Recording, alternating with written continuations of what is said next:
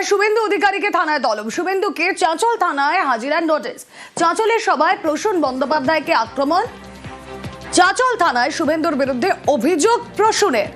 তদন্তে সহযোগিতার জন্য শুভেন্দুকে তলব। সেবক দেব শর্মা রয়েছেন সঙ্গে। সেবক একদমই রুমালা, দেখো মালদার চাঁচলে গত 2 জানুয়ারি শুভেন্দু অধিকারী তিনি আসেন, তিনি জনসভায় বক্তব্য রাখেন। সেই বক্তব্যে প্রসূন বন্দ্যোপাধ্যায় অবসরপ্রাপ্ত আইপিএস, বর্তমান তৃণমূল মালদার সহসভাপতি, তার বিরুদ্ধে তিনি বেশ কিছু অপমানজনক আপত্তিকর মন্তব্য করেন, এমনটাই দাবি প্রসূন বন্দ্যোপাধ্যায়। শুধু তাই নয়, তার বিরুদ্ধে প্ররোচনামূলক বক্তব্য দেওয়ারও অভিযোগ আনা হয়েছে।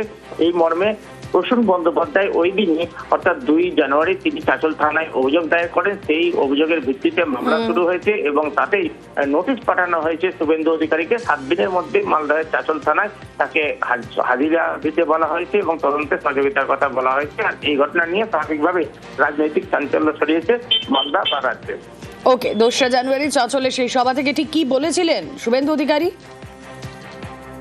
আপনি জানেন খগেনদাকে হারিয়ে দিত একটা দুর্নীতিগ্রস্ত পুলিশ অফিসার।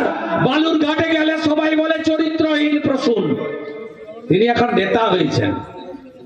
সেদিন খগেন মুর্মুর কাউন্টিং এজেন্টদেরকে কাউন্টিং এর আগের দিন এই প্রসূন এটা ডাকাত, লম্পট, চরিত্রহীন ইয়াসিনকে নিয়ে গিয়ে লুট করতে গেছিল। রুখে দিয়েছিল কেন্দ্রীয় বাহিনী। পুলিশে অভিযোগ কেন? প্রয়োজনে আদালতের দ্বারস্থ হতে পারতেন। সুকান্ত মজুমদার বলছেন এই গোটা ঘটনায় উদ্দেশ্য প্রণোদিত। পলিটিক্যাল মঞ্চ থেকে বলা একটা বিষয়, এটাকে নিয়ে মামলা কেউ করতেই পারে, সেটা হচ্ছে কোর্টে গিয়ে আমার সম্মানহানি হয়েছে এই মামলা কেউ করতে পারে, কিন্তু পুলিশের কাছে এই এফআইআর কেন করা হলো, তার উদ্দেশ্য কি বোঝা যাচ্ছে। এবং যেহেতু একসময় যে ব্যক্তি সম্পর্কে বলা হয়েছে সেই ব্যক্তি মালদা সহ এই বিস্তীর্ণ এলাকায় ডিআইজি ছিলেন, আমার মনে হচ্ছে তার পুরনো পদের তিনি অপব্যবহার করছেন। পুলিশে অভিযোগ যে কেউ করতে পারেন, পাল্টা তোপ জয়প্রকাশ মজুমদার। সুকান্ত মজুমদার একটু পড়াশোনা করেছেন জীববিদ্যা নিয়ে। তিনি ভারতীয় আইনের পরিধি নিয়ে হঠাৎ এত মাথা ঘামাতে শুরু করলেন কেন? ডিআইজি ছিলেন বলে শুভেন্দু অধিকারীর অধিকার হয়েছিল তাকে অপমান করার। অপমান করবেন, তারপর আমি ডিআইজি ছিলাম তাই পুলিশ অভিযোগ করতে পারবো না? এটা কি ধরনের কথা?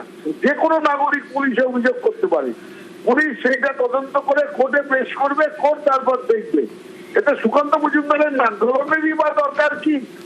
গম্ভীর মুখে অদ্ভুত বাজে কথা বলারই বা দরকার কি?